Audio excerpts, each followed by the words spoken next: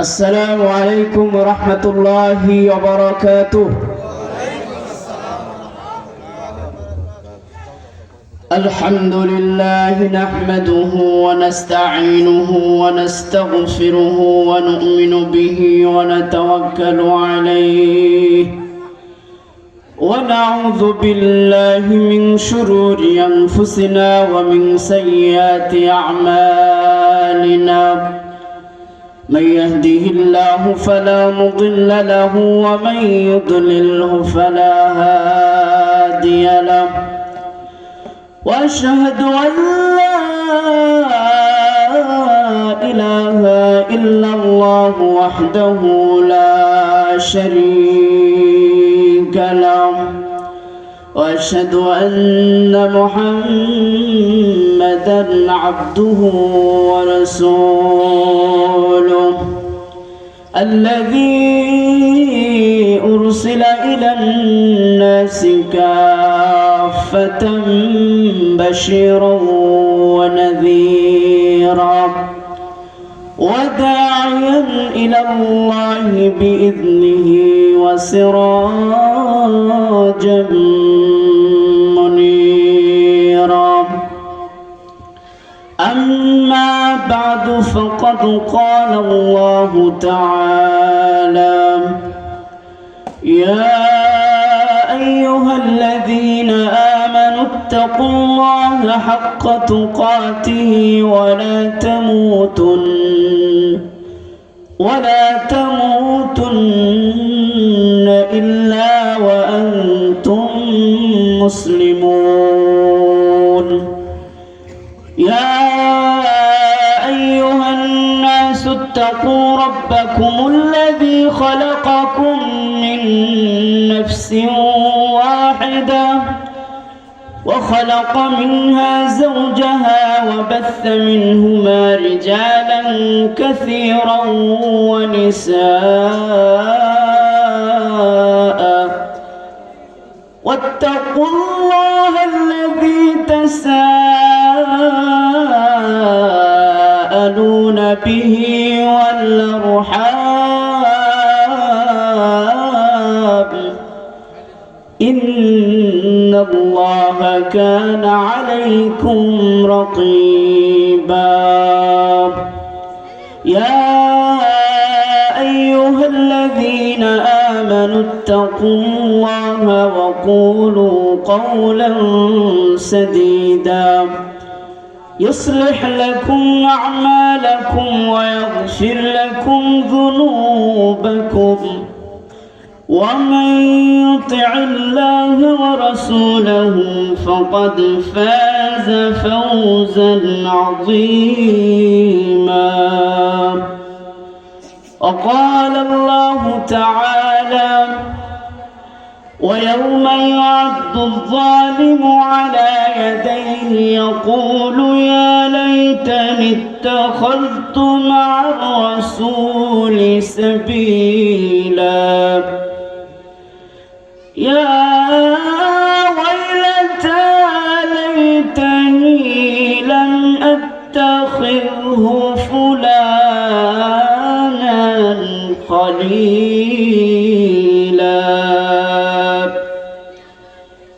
لقد أضلني عن الذكر بعد إذ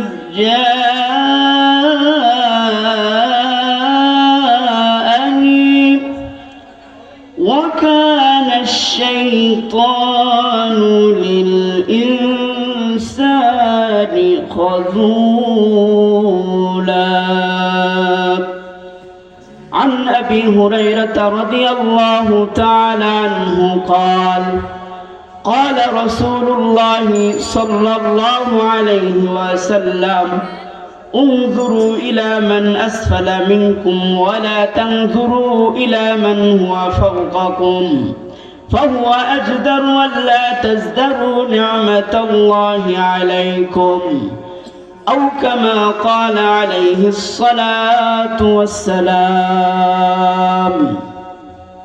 সোনারচর মধ্যপাড়া শাহে জামে মসজিদের উদ্যোগে আজকের তাফসীরুল কোরআন মাহফিলের মান্যবর সম্মানিত সভাপতি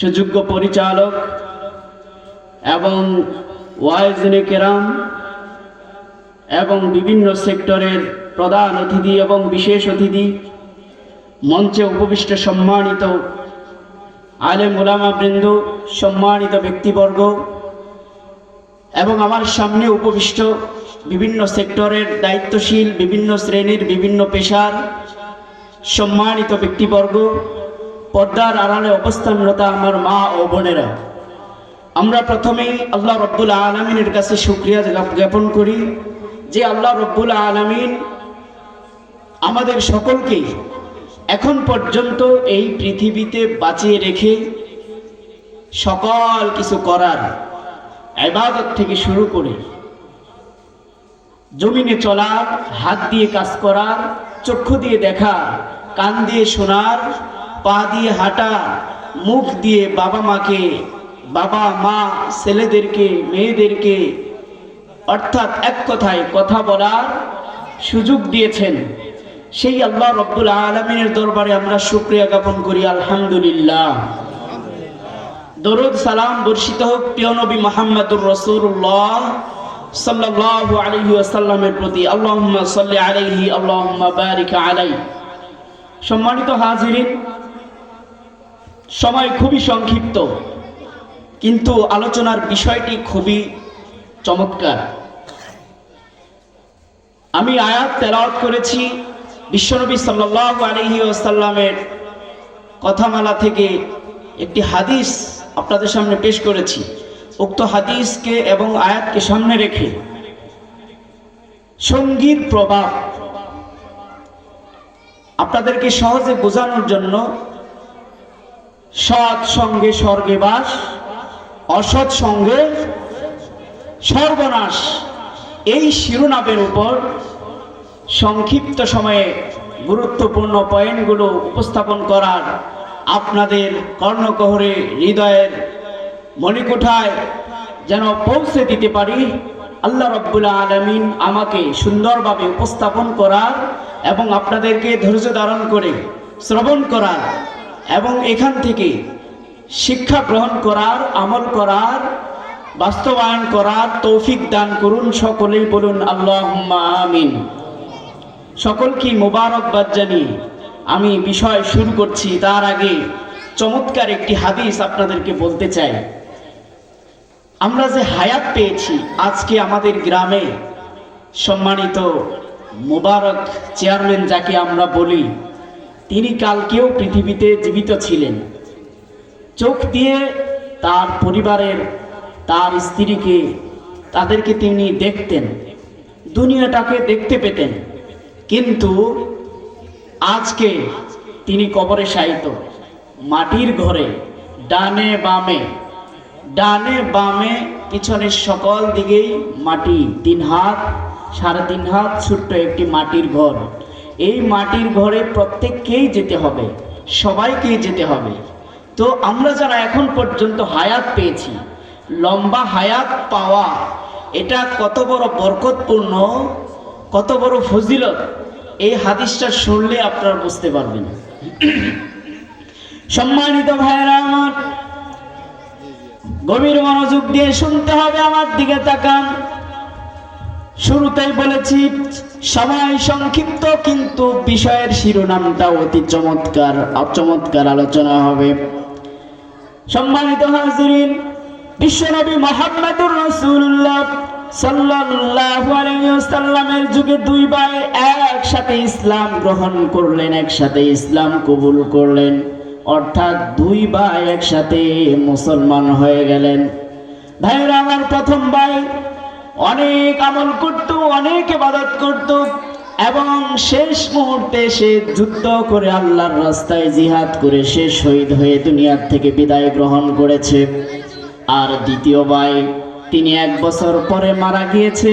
তালহা বিন উবাইদুল্লাহ রাদিয়াল্লাহু তাআলা আনহু, তিনি স্বপ্নে দেখলেন এই যে 2 ভাই একসাথে ইসলাম গ্রহণ করেছিলেন, এই 2 ভাই জান্নাতের দরজায় দাঁড়িয়ে আছে। কথা বলেন, কোথায় দাঁড়িয়ে আছে? জান্নাতের দরজায় দাঁড়িয়ে আছে। ফেরেশতারা ওই দ্বিতীয় ভাইটাকে আগে মারা গেলেন, যিনি বিছানায় শুয়ে শুয়ে মারা গেছেন। যিনি বিছানায় শুয়ে শুয়ে মারা গেছেন, ফেরেশতারা তাকে জান্নাতে আগে ঢুকালেন। আর যিনি শহীদ হয়েছেন, যুদ্ধ করেছেন, জীবনটা আল্লাহর রাস্তায় দিয়ে দিয়েছেন, ফেরেশতারা তাকে পরে জান্নাতে ঢুকালেন। এই কথা উবাইদুল্লাহ, তালহা বিন উবাইদুল্লাহ সাহাবাদের মাঝে বলা বলি করতে লাগলেন, এটা কেমন করে হতে পারে? প্রথম ভাই আল্লাহর রাস্তায় শহীদ হয়েছে, যুদ্ধ করেছে, জীবনটা আল্লাহর জন্য দিয়ে দিয়েছে, অথচ দ্বিতীয় ভাই কোনোদিন যুদ্ধ করেনি, ঘরে শুয়ে শুয়ে মারা গেছে, তাকে আল্লাহ রাব্বুল আলামিনের ফেরেশতারা আগে জান্নাতে প্রবেশ করালেন। সম্মানিত ভাইরা আমার, এই কথা সাহাবীদের মাঝে বলা বলি করতে করতে বিশ্বনবী মুহাম্মদুর রাসূলুল্লাহ সাল্লাল্লাহু আলাইহি ওয়াসাল্লাম পর্যন্ত পৌঁছে গেল। বিশ্বনবী মুহাম্মদুর রাসূলুল্লাহ সাল্লাল্লাহু আলাইহি ওয়াসাল্লাম বললেন, তোমরা কি জন্য আশ্চর্য হচ্ছ? তোমরা কি জন্য অবাক হয়ে গেলে?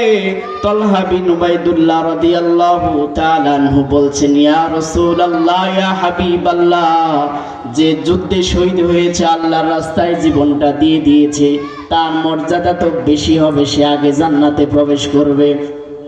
কিন্তু দ্বিতীয় ভাই কোনোদিন যুদ্ধ করেনি, ঘরে শুয়ে শুয়ে তার মৃত্যুটা হয়েছে, কিন্তু ফেরেশতারা তাকে আগে কেন জান্নাতে দিলেন? এইবার বিশ্বনবী মুহাম্মদুর রাসূলুল্লাহ সাল্লাল্লাহু আলাইহি ওয়াসাল্লাম বলা শুরু করলেন, সে যুদ্ধ করেছে, শহীদ হয়েছে, ঠিক আছে, কিন্তু দ্বিতীয় ভাই প্রথম ভাইয়ের চেয়ে 1 বছর হায়াত বেশি পেয়েছে কিনা? সাহাবায়ে কেরাম জবাব দিচ্ছে, ইয়া রাসূলুল্লাহ, 1 বছর হায়াত বেশি পেয়েছে। সে 1 বছর বেশি আল্লাহকে সিজদা করার সুযোগ পেয়েছে কিনা? সাহাবায়ে কেরাম জবাব দিল, হ্যাঁ, 1 বছর বেশি সালাত আদায় করতে পেরেছে। এরপরে বিশ্বনবী সাল্লাল্লাহু আলাইহি ওয়াসাল্লাম বললেন, সে 1 বছর বেশি রোজা রাখতে পারছে কি পারে নাই? সাহাবীরা উত্তর দিলেন, সে তো 1 বছর বেশি সিয়াম পালন করতে পেরেছে, সিজদা করতে পেরেছে, সালাত আদায় করতে পেরেছে। বিশ্বনবী সাল্লাল্লাহু আলাইহি ওয়াসাল্লাম বললেন, এই জন্যই আল্লাহ রাব্বুল আলামিন, সে যেহেতু 1 বছর আরো বেশি ইবাদত করেছে, সেই জন্য আল্লাহ রাব্বুল আলামিন তাকে আগে জান্নাতে প্রবেশ করিয়েছে। সম্মানিত ভাইরা আমার, এখান থেকে বলতে চাই, এটা হলো হায়াতের বরকত। আমরা বলি, আল্লাহ রাব্বুল আলামিন আপনার হায়াত বাড়িয়ে দিন, আল্লাহ রাব্বুল আলামিন আপনার হায়াতে তয়্যিবা দান করুন। হায়াত আবার কিভাবে বাড়ে? হায়াত তো আল্লাহ রাব্বুল আলামিন যখন আমরা মায়ের গর্ভে ছিলাম, 4টি জিনিস আল্লাহ রাব্বুল আলামিন লিখে দিয়েছেন। তার 1 নাম্বার হলো হায়াত। কতদিন পর্যন্ত আমি আপনি দুনিয়াতে জীবিত থাকব, তার 1 সেকেন্ডও দেরি হবে না। 1 সেকেন্ড পরে আমরা মৃত্যুবরণ করব না। 1 সেকেন্ড আগেও মালাকুল মউত এসে জানটা কবজ করবে না। এখন হায়াতের বরকত মানে কি? হায়াতের বরকত মানে হলো, কেউ যদি 50 বছর হায়াত পায়, কেউ যদি 40 বছর হায়াত পায়, কেউ যদি 60-70 বছর হায়াত পায়, হায়াতের বরকত মানে হলো যে যতটুকু হায়াত পাবে, ওই হায়াতের ভিতরে ওই জীবনে অনেক বেশি ভালো কাজ করার সুযোগ পাবে। আবু বকর রাদিয়াল্লাহু তাআলা আনহু না, আবু হুরায়রা রাদিয়াল্লাহু তাআলা আনহু সবচেয়ে বেশি হাদিস বর্ণনা করেছেন। সকল সাহাবীর চেয়ে এখানে ওমর রাদিয়াল্লাহু তাআলা আনহু আছেন, আবু বকর আছেন, উসমান আছেন, আরো অনেক সাহাবায়ে কেরামরা রয়েছেন। কিন্তু আবু হুরায়রা রাদিয়াল্লাহু তাআলা আনহু কিভাবে সবচেয়ে বেশি হাদিস বর্ণনা করলেন? এখানে চমৎকার একটা তথ্য লুকায়িত আছে। সংক্ষেপে, আবু হুরায়রা রাদিয়াল্লাহু তাআলা আনহু বিশ্বনবী মুহাম্মদুর রাসূলুল্লাহ সাল্লাল্লাহু আলাইহি ওয়াসাল্লামের কাছে থাকার সুযোগ পেয়েছেন মাত্র 4 বছর। কয় বছর? বিশ্বনবীকে পেয়েছেন মাত্র 4 বছর। এই 4 বছরে আবু হুরায়রা রাদিয়াল্লাহু তাআলা আনহু বিশ্বনবীকে ছেড়ে কোনোদিন দূরে যায় না। খাবার থাকুক আর না থাকুক, আসহাবুস সুফফার সদস্য ছিলেন আবু হুরায়রা রাদিয়াল্লাহু তাআলা আনহু। সম্মানিত ভাইরা আমার, পৃথিবীতে এমন দার্শনিক আছে, এমন মুহাদ্দিস আছে, যারা যত গুলো বই লিখেছেন, যত পৃষ্ঠা লিখেছেন, এখানে আমরা যারা আছি তাদের চেয়ে 3 গুণ হায়াতের বেশি হয়ে যাবে। সম্মানিত ভাইয়েরা আমার, কিন্তু দেখবেন পৃথিবীতে আমাদের ক্ষেত্রে অনেক নেতা আছে, অনেক আলেম আছে, অনেক মানুষ আছে, মাত্র 30 বছর বয়সে জীবনে অনেক সফলতা অর্জন করতে পেরেছে, অনেক খেদমত সে করতে পেরেছে, অনেক ভালো কাজ সে করেছে। এটাই হলো তার হায়াতের বরকত। আল্লাহ রাব্বুল আলামিন আমাদের সকলকে হায়াতে তয়্যিবা অর্থাৎ হায়াতে বরকত দান করুন, বলুন আমিন। এবার বিষয়ে চলে যাই। বিষয়টা বলছিলাম সেটা হলো সঙ্গীর প্রভাব। আল্লাহ রাব্বুল আলামিন মানব মণ্ডলীকে কিভাবে সৃষ্টি করেছেন।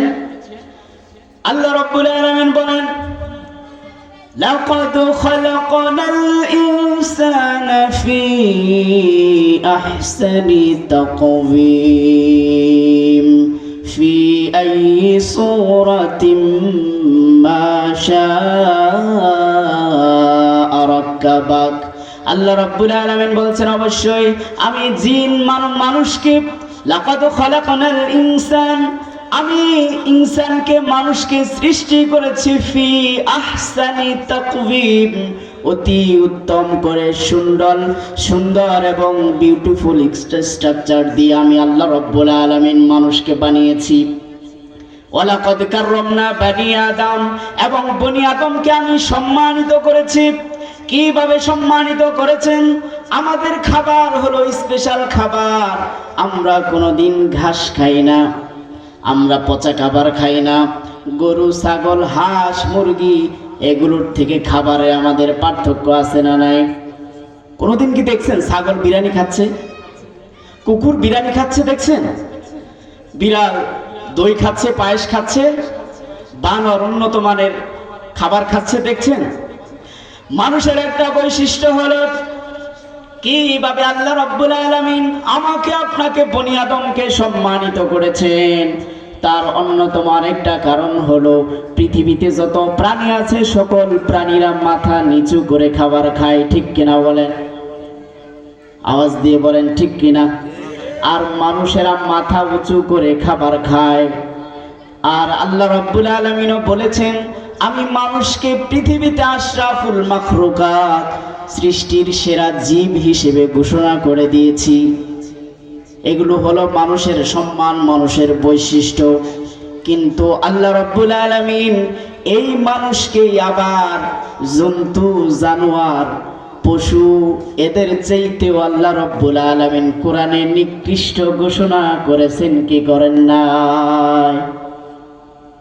একজন মানুষের চরিত্রের কারণে, একজন মানুষের ভালো স্বভাবের কারণে তিনি পৃথিবীর সবচেয়ে ভালো মানুষ হতে পারে, তিনি উত্তম মানুষ হিসেবে সমাজে বসবাস করতে পারে। কিন্তু ওই মানুষই আল্লাহ রাব্বুল আলামিন বলেছেন, ওয়ালাকাদ যারানা লিজাহান্নাম কাসীরাম মিনাল জিন্নি ওয়াল ইনসি লাহুম কুলুবুন লা ইয়াফকাহুনা বিহা ওয়া লাহুম আ'য়ুনুন লা ইউবসিরুনা বিহা ওয়া লাহুম আযানুন লা ইউবসিরুনা বিহা। আল্লাহ রাব্বুল আলামিন এই আয়াতের পরে বলছেন, উলাইকা কাল আনআম, যারা শুনেও শুনে না, হেদায়েত গ্রহণ করে না, দেখেও দেখে না, দেখেও দেখে না, তাদেরকে এই সৃষ্টির সেরা মানুষকে আল্লাহ রাব্বুল আলামিন পশুর সাথে তুলনা করেছেন। এরপরে বলছেন বালহুম আদাল, বরং এর চেয়েও আল্লাহ রাব্বুল আলামিন নিকৃষ্ট ঘোষণা করেছেন। তাহলে ভাইরা আমার, 2 রকম কথা হয়ে গেল। যেই মানুষকে আল্লাহ রাব্বুল আলামিন এত সম্মান দিলেন, এত কিছু করলেন, এত সুন্দর থাকার ব্যবস্থা করলেন, খাবারের ব্যবস্থা করলেন, চমৎকার ভাবে আল্লাহ রাব্বুল আলামিন মানুষকে সৃষ্টি করেছেন। আবার ওই মানুষই কুকুরের চেয়ে, এর চেয়ে নিকৃষ্ট, জন্তু জানোয়ারের চেয়েও নিকৃষ্ট বলেছেন কে? আওয়াজ দিয়ে বলেন কে? সম্মানিত উপস্থিতি, সূরা ইউসুফ, আল্লাহ রাব্বুল আলামিন বলেন সূরা ইউসুফ চমৎকার একটি ঘটনা এবং অনেক তথ্যবহুল শিক্ষণীয় একটি ঘটনাই সূরার মধ্যে আল্লাহ রাব্বুল আলামিন দিয়েছেন। একটি কথা জিজ্ঞেস করি, সেটি হলো পৃথিবীতে এমন কোনো মেয়ে আছে যে একজন যুবককে দেখে তার সুন্দর যে পাগল পারা হয়ে হাত কেটে ফেলবে? এরকম সুন্দর মানুষ কি আছে? বলেন, এরকম সুন্দর মানুষ কি আছে যে তাকে দেখতে দেখতে চোখ সরাবে না, হাতে চাকু দিলে আর ফল দিলে হাত কেটে ফেলবে কিন্তু তার চেহারা থেকে চোখ সরাবে না? এরকম সুন্দর যুবক কি আছে? আছে? কোথায় আছে? নাই, এরকম নাই। মেয়েরা এত পাগল নাই এখন ছেলেদের জন্য। কিন্তু হেরা আমার, এমন মেয়েরা ছিল, ওই মেয়েদেরকে হাতে চাকু দেওয়া হয়েছে এবং ফল দেওয়া হয়েছে। একজন মানুষ, অর্থাৎ বলছি ইউসুফ আলাইহিস সালাতু ওয়াস সালামকে আল্লাহ রাব্বুল আলামিন পৃথিবীর অর্ধেক সৌন্দর্য দান করেছিলেন। বলুন সুবহানাল্লাহ। বাদশার স্ত্রী জুলাইখা ইউসুফের প্রেমে পড়েছিলেন। অনেক লম্বা কথা, এখানে আমি প্রমাণ করব মানুষ কিভাবে ফেরেশতার চেয়েও সম্মানিত সুন্দর। যখন ওই জুলাইখার বান্ধবীরা তাকে বলল, তুমি মন্ত্রীর স্ত্রী, একজন গোলামের প্রেমে পড়েছ, সি সি সি সি, এটা কেমন হতে পারে? একজন গোলামের প্রেমে তুমি পড়েছো, এটা কিভাবে হতে পারে? এরপরে জুলাইখা বলছেন, দাঁড়াও তোমাদেরকে মজা দেখাচ্ছি। আমাকে টিটকারি মারছো, আমাকে ইনসাল্ট করছো। এবার ওই জুলাইখা বললেন, ফালাম্মা সামিআত বিমাকরিহিন্না আরসালাত ইলাইহিন্না ওয়া আতাদাত লাহুন্না মুত্তাকাআ ওয়া আতাত কুল্লা ওয়াহিদিন মিনহুন্না সিকিনা। এইবার জুলাইখা চালাকি করছে, আমি একজন আমার বাসার কর্মচারী, একজন গোলামের প্রেমে আমি পড়েছি, এই জিনিসটা কি তোমাদেরকে দেখানোর জন্য ওই সমস্ত তার বান্ধবীদেরকে ডাকলেন। মন্ত্রীর স্ত্রীর বান্ধবী তো তারা আরো বড় বড় লোক, ঠিক কিনা বলেন? এই সমস্ত বান্ধবীদেরকে বাসায় ডাকলেন। বাসায় ডাকার পরে প্রত্যেকের হাতে একটা করে চাকু দিয়ে দিলেন। চাকু চিনেন তো? এই চাকু দিয়ে কি করা যায়? চাকু দিয়ে কি করে? আপনারা কি কিছু কথা বলছেন না কেন? চাকু দিয়ে কি করে? চাকু দিয়ে কি করা যায়? ফলও কাটা যায়, আবার মানুষও খুন করা যায়। চাকু দুই কাজেই ব্যবহার করা যায়। বলছিলাম জুলাইখা তার বান্ধবীদেরকে ডেকে সুন্দর গদি বিছিয়েছে, ভালো বিছানা বিছিয়েছে, উন্নত মানের মন্ত্রীর বাসা, হেলেন দিয়ে বসিয়ে দিয়েছেন, আর একটা করে ফল দিয়েছেন, আর হাতে চাকু দিয়েছেন। এরপরে বলছে, এবার খেলা দেখাবো তোমাদেরকে। আল্লাহ রাব্বুল আলামিন বলছেন, ওয়াকালাত ইখরুজ আলাইহিন্না, ইউসুফ আলাইহিস সালামকে ইশারা দিলেন, ইউসুফ তুমি বের হও, তুমি অর্থাৎ মানে সবার সামনে দিয়ে তুমি আসো, আর সবার হাতে চাকু। এইবার সমস্ত বান্ধবীরা ইউসুফ আলাইহিস সালামের দিকে নজর চলে গেল। নজর যখন চলে গেল, ফল কিন্তু কাটা শুরু করেছে। এরপরে ইউসুফ আলাইহিস সালামের এত সুন্দর চেহারা দেখে ওই জুলাইখার বান্ধবীরা তারা মন্তব্য করছে, ওয়াকুলনা হাশা লিল্লাহি মা হাযা বাশারা ইন হাযা ইল্লা মালাকুন কারীম। চিৎকার দিয়ে বলেন আল্লাহু আকবার।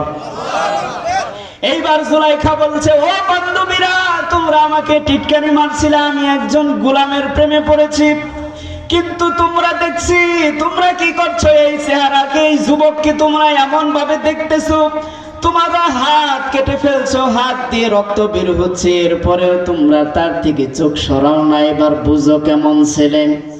এইবার ওই বান্ধবীরা, জুলাইখার বান্ধবীরা, তারা কোরআন দিয়ে মন্তব্য করছে, কুলনা হাশা লিল্লাহি মা হাযা বাশারা। বাশারুন শব্দের অর্থ হচ্ছে মানুষ। বাশারুন শব্দের অর্থ কি বলেন? জোরে বলেন না, আরো জোরে বলেন। বাশারুন শব্দের অর্থ হচ্ছে মানুষ।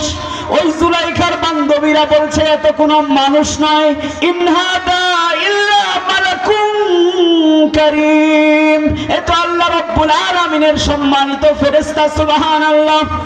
একজন মানুষকে আল্লাহ রাব্বুল আলামিন ফেরেশতার সাথে তুলনা করে দিলেন, কিন্তু বলতে চাই আল্লাহ রাব্বুল আলামিন আমাদেরকে ফেরেশতার চেয়েও সম্মানিত করেছেন। বলুন সুবহানাল্লাহ। আমি এতক্ষণে মনে হয় এটা বুঝাতে পেরেছি, যেই মানুষকে ফেরেশতার চেয়ে আল্লাহ রাব্বুল আলামিন সম্মানিত করেছেন, ঘোষণা দিয়েছেন, ওই মানুষকে আবার জন্তু জানোয়ারের চেয়েও নিকৃষ্ট বলেছেন কে? ভাইরা আমার, সঙ্গীর প্রভাব। আল্লাহ রাব্বুল আলামিন বলছেন, ওয়ায়াউমা ইয়াদুয-যালিমু আলা ইয়াদাইহি ইয়াকুলু ইয়া লাইতানি ইত্তাখাযতু মা'আর রাসূলি সাবিলা। সংক্ষেপে বলি, সময় খুবই সংকীর্ণ। আল্লাহ রাব্বুল আলামিন বলেন, লাকাদ আদাল্লানি ইয়া ওয়াইলাতা লাইতানি লাম আত্তাখিযহু ফুলানান খলিলা। পৃথিবীতে একজন মানুষের আরেকজন বন্ধু আছে না নাই? কি ব্যাপার, কথা বলছেন না কেন? টাকা লাগবে কথা বলতে? কষ্ট হচ্ছে? ছেড়ে দেই, ঢাকা চলে যাব, তাড়াতাড়ি হবে। পৃথিবীতে একজন মানুষের বন্ধু আছে, বিভিন্ন শ্রেণীর বন্ধু আছে। ইয়া ওয়াইলাতা লাইতানি লাম আত্তাখিযু ফুলানান খলিলা। কাল কিয়ামতের ময়দানে মানুষরা 9টা বিষয়ের উপর আফসোস করবে। বলেন তো কয়টা? কয়টা? 9টা বিষয়ে আফসোস করবে। তার মধ্যে 1 নাম্বার হলো বন্ধুর কারণে আফসোস করবে। তারা বলবে, ইয়া ওয়াইলাতা লাইতানি লাম আত্তাখিযহু ফুলানান খলিলা। বলবে, হায় আফসোস, আমার জন্য আফসোস, আমি যদি আদাবাড়ির ওই ছেলেটাকে বন্ধু হিসেবে গ্রহণ না করতাম, আমি যদি বিলপাড়ার ওই ছেলেটাকে বন্ধু হিসেবে গ্রহণ না করতাম, আমি যদি টাঙ্গাইল কলেজে ওই ছেলেটাকে যদি আমি বন্ধু হিসেবে গ্রহণ না করতাম, এই আফসোসটা কেন করবে? এই আফসোসটা কেন আসবে? আল্লাহ রাব্বুল আলামিন বলছেন, লাকাদ আদাল্লানি আনিদ যিকরি। আমি যখনই কোরআন পড়তে যাব, কোরআন বুঝবো, কোরআন থেকে হেদায়েত নিব, ভালো কাজের জন্য যাব, কোরআন আমি পড়বো, কোরআন বুঝবো, কোরআনের কাছাকাছি চলে গিয়েছি, একদম আমি ভালো হয়ে গিয়েছি, কোরআন পড়তে শিখেছি, ইসলামের কাছাকাছি গিয়েছি, একদম ভালো মানুষ হয়ে গিয়েছি। লাকাদ আদাল্লানি আনিদ যিকরি। আমার এই বন্ধু তখন মসজিদে যেতে দেয় নাই, অন্য আড্ডায় নিয়ে চলে গিয়েছে, কোনোদিন নামাজের কথা বলে নাই, কোনোদিন ভালো কথা বলে নাই, কোনো ভালো দলে নিয়ে যায় নাই, নেতা উপদ্রষ্ট, কর্মী উপদ্রষ্ট। আল্লাহ রাব্বুল আলামিন সেই দিন তার বান্দা কিয়ামতের দিন বলবে, হায় আফসোস, আমি যদি এই দলের না হইতাম, আমি যদি এই লোকটাকে বন্ধু হিসেবে গ্রহণ না করতাম। ইয়া ওয়াইলাতা লাইতানি লাম আত্তাখিযহু ফুলানান খলিলা। আফসোস করবে। সম্মানিত ভাইরা আমার, সময় সংক্ষিপ্ত। বন্ধুর একটা প্রভাব আছে, সঙ্গীর একটা প্রভাব। সঙ্গীর কেমন প্রভাব? বিশ্বনবী মুহাম্মদুর রাসূলুল্লাহ সাল্লাল্লাহু আলাইহি ওয়াসাল্লাম বলছেন, আল মারউ আলা দীনি খলিলিহি ফালয়ানজুর আহাদুকুম মাই খালিলু। কয়েকটা কথা বলবো, গভীর মনোযোগ দিয়ে শুনবেন। বিশ্বনবী মুহাম্মদুর রাসূলুল্লাহ সাল্লাল্লাহু আলাইহি ওয়াসাল্লাম বলছেন, একজন ব্যক্তি তার অন্তরঙ্গ বন্ধুর স্বভাব গ্রহণ করে, ঠিক কিনা বলেন? একজন ভালো বন্ধু, সে যা করে, সে যেমন জামা পরে, সে কখন কোথায় যায় তাই গ্রহণ করে। বিশ্বনবী সাল্লাল্লাহু আলাইহি ওয়াসাল্লাম বলছেন, ফালয়ানজুর আহাদুকুম মাই খালিলু। তাই তোমরা গভীরভাবে চিন্তা করো, তোমরা গভীরভাবে চিন্তা করো কে কার সাথে বন্ধুত্ব স্থাপন করবে। সম্মানিত ভাইয়েরা আমার, সঙ্গীর প্রভাবটা অনেক। এইখানে বিশ্বনবী সাল্লাল্লাহু আলাইহি ওয়াসাল্লাম বলছেন, রাসূল কুফরি নাহওয়াল মাশরিকি ওয়াল ফাকর ওয়াল খুয়ালা। আমি বাংলা বলছি তাড়াতাড়ি বোঝানোর জন্য। বিশ্বনবী সাল্লাল্লাহু আলাইহি ওয়াসাল্লাম বলছেন, যারা উট পালে, উট মাথা নিচু করে থাকে না উঁচু করে থাকে? বলেন, উট মাথা উঁচু করে থাকে। বিশ্বনবী সাল্লাল্লাহু আলাইহি ওয়াসাল্লাম বলছেন, যারা উট পালে তারা একটু অহংকারী বেশি হয়। এরপরে বিশ্বনবী সাল্লাল্লাহু আলাইহি ওয়াসাল্লাম বলছেন, যারা ছাগল পালে তারা একটু নম্রভদ্র হয়। তার কারণ বিশ্বনবী সাল্লাল্লাহু আলাইহি ওয়াসাল্লাম সহ পৃথিবীতে যত নবী রাসূল এসেছে, আল্লাহ রাব্বুল আলামিন সকল নবীকে দিয়ে ছাগল চড়াচ্ছেন। ছাগল একটু নম্র মেজাজের, ছাগল একটু নরম প্রকৃতির।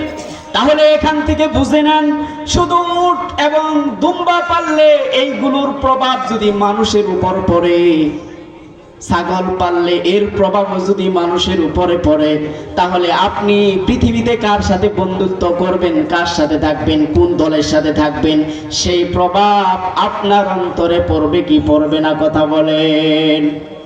তাই বিশ্বনবী সাল্লাল্লাহু আলাইহি সাল্লাম বলছেন, ও যুবক, ও ভাইরা আমার, ও মুসল্লিরা, ও বনি আদমরা, এখন আমাদের গভীর চিন্তা করতে হবে আমাদের কোন দল আমরা গ্রহণ করব। আমার ছাত্র অবস্থায় কোন বন্ধুকে আমি গ্রহণ করব, কোন মানুষের সাথে আমি চলব। এখন থেকে আমাদেরকে সঠিক সিদ্ধান্ত নিতে হবে। যদি এই সঠিক সিদ্ধান্ত নিতে আমরা যদি ভুল করি, কাল কিয়ামতের দিন আল্লাহ রাব্বুল আলামিনকে বলবো, লাল্লাযীনা কাফারু আদাল্লানা মিনাল জিন্নি ওয়াল ইনসি নাজআলহুমা তাহতা أقدامنا ليكونا من الأسفلين বলেন আল্লাহু আকবার। সম্মানিত ভাইরা আমার, কাল কিয়ামতের ময়দানে প্রত্যেক মানুষ তার বাবাকে ডাকবে, প্রত্যেক মানুষ তার বন্ধুকে ডাকবে, প্রত্যেক মানুষ তার নেতাকে ডাকবে। যেই মানুষটা জাহান্নামী হয়ে যাবে, সে একা জাহান্নামে যাবে না। আল্লাহকে বলবে, আল্লাহ তুমি আমার বাবাকে ডেকে দাও, তুমি আমার নেতাকে ডেকে দাও, তুমি আমার ভাইকে ডেকে দাও, তুমি আমার অভিভাবককে ডেকে দাও। তারা দুনিয়াতে আমাদের কোনোদিন ইসলামের কথা বলে নাই, কোনোদিন নামাজের কথা বলে নাই, বাবা মা নামাজের কথা শিখাই নাই, নেতার পিছনে সারা জীবন করেছি, কোনোদিন ভালো কিছু আমাদেরকে শিখাই নাই, ইসলামের কথা বলে নাই, কোরআনের কথা বলে নাই, নামাজের সুযোগ করে দেয় নাই। আল্লাহ রাব্বুল আলামিনকে বলবে, আমার ওই পথভ্রষ্ট বাবাকে ডেকে দাও, আমার ওই পথভ্রষ্ট নেতাকে ডেকে দাও। নেতাও ছিল পথভ্রষ্ট, আমরাও হয়েছি পথভ্রষ্ট, আমাদের বন্ধুকে ওই পথভ্রষ্ট অভিভাবককে ডেকে দাও। আমরা আজকে একা একা জাহান্নামে যাব না, তাদেরকে পদদলিত করে তাদেরকে নিয়ে আমরা জাহান্নামে যাব। সম্মানিত ভাইরা আমার, সহিহ মুসলিমের লম্বা হাদিস থেকে একটি অংশ আপনাদেরকে শোনাই। যদি আমার বন্ধু ভালো থাকে, আপনার বন্ধু যদি ভালো থাকে, তাহলে কিয়ামতের ময়দানে ওই ভালো বন্ধু আল্লাহর সাথে কথা বলবেন। আল্লাহ রাব্বুল আলামিনকে বলবে, ইয়া রাব্বাল আলামিন, পৃথিবীতে অমুক লোক আমার সাথে সালাত আদায় করত, অমুক লোক আমার সাথে ভালো কথা বলতো, অমুক বন্ধু আমার সাথে ভালো কাজে অংশগ্রহণ করত, ইসলামের জন্য কাজ করত, এই বন্ধুটা ভালো ছিল, বন্ধু আজকে জাহান্নামী হয়েছে, আমি জান্নাতি হয়েছি। সুতরাং আল্লাহ, আমার এই বন্ধুটাকে তুমি আমার সাথে জান্নাতে দিয়ে দাও। আল্লাহ রাব্বুল আলামিন ওই ভালো বন্ধুর ফরিয়াদ, ওই ভালো বন্ধুর দোয়া কবুল করবেন, বলুন সুবহানাল্লাহ। এখন আমাদের সঠিক সিদ্ধান্ত, আমরা কেমন মানুষদের সাথে থাকবো, কেমন মানুষ আমার সঙ্গী হবে। যেই ব্যক্তি নামাজ পড়ে আমরা তাকে গ্রহণ করব, নাকি যেই ব্যক্তি নামাজ পড়ে না তার সাথে থাকব?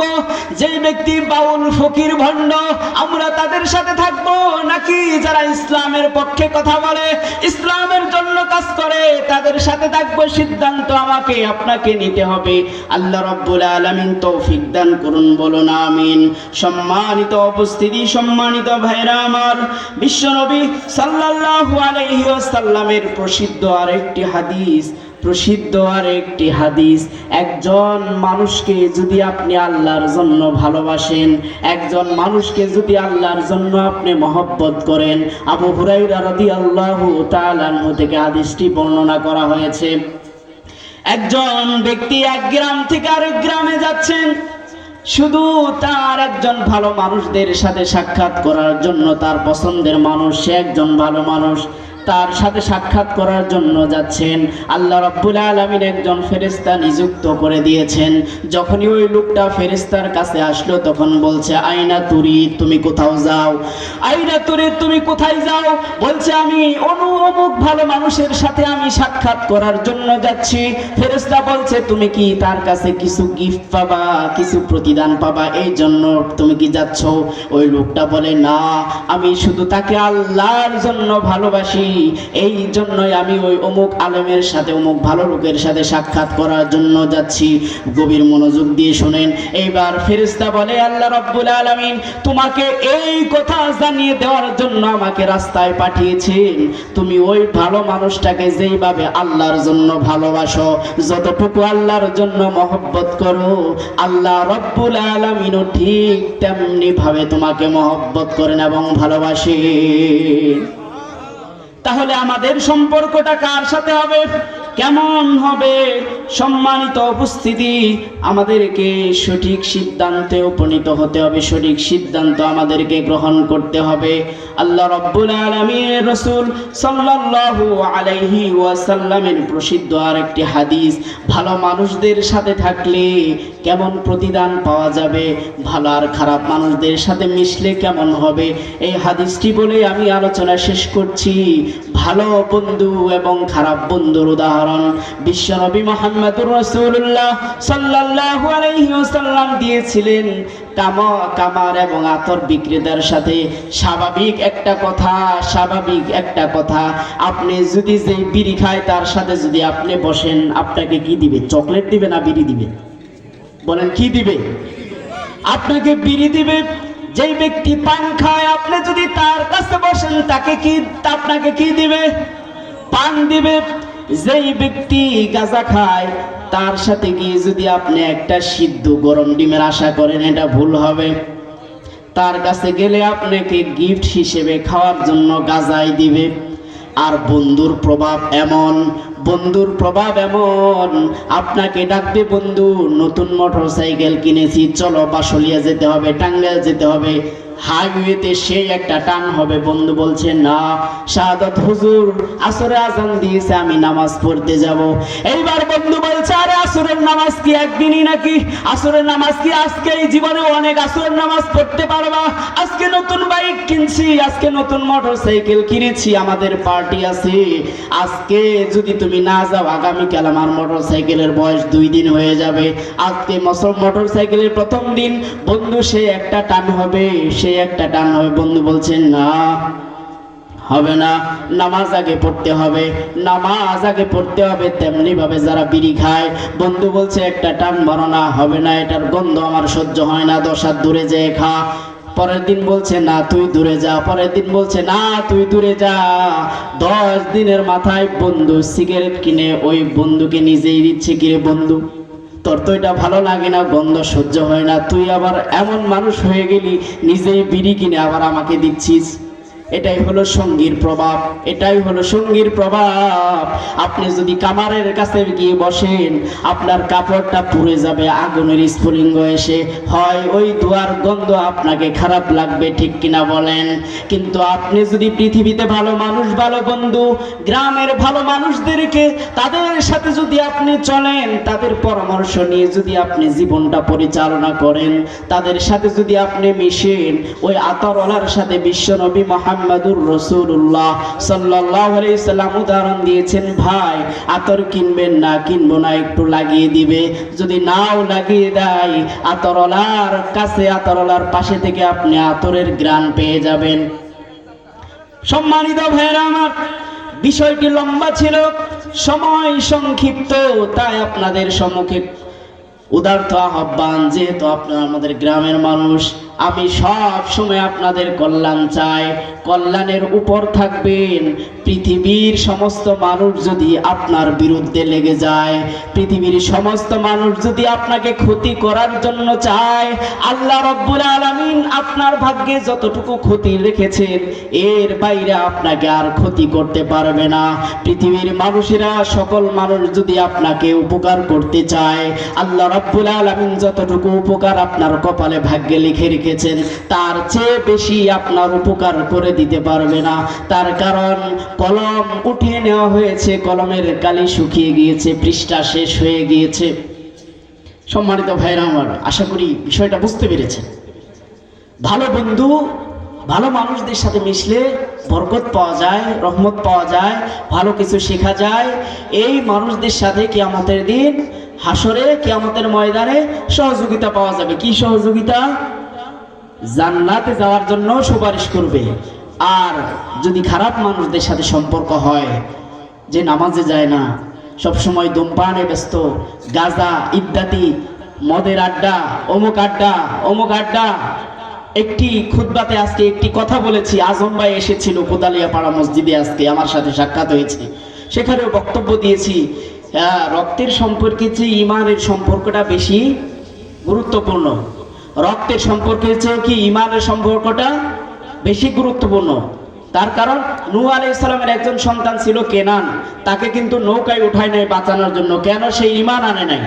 আবুল আহাবের 2 মেয়ে ইসলাম গ্রহণ করেছিল, কিন্তু আবুল আহাব ইসলাম গ্রহণ করে নাই।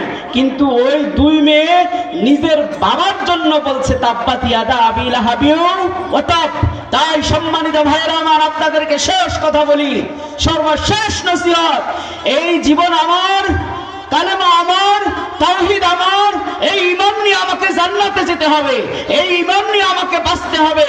আমাদের ঈমানকে যেন কোনো ভ্রান্ত দল, ভ্রান্ত মতবাদ, ভ্রান্ত বন্ধু, ভ্রান্ত সঙ্গী যেন আমাদের ঈমানকে হরণ না করতে পারে, ঈমানকে ধ্বংস করতে না পারে। তার কারণ এই ঈমান আমাকে জান্নাত পর্যন্ত নিয়ে যেতে হবে। আল্লাহ রাব্বুল আলামিন আমাদেরকে তৌফিক দান করুন। ওয়া জাযাকুমুল্লাহু খাইরান। আসসালামু আলাইকুম ওয়া রাহমাতুল্লাহি ওয়া বারাকাতুহু।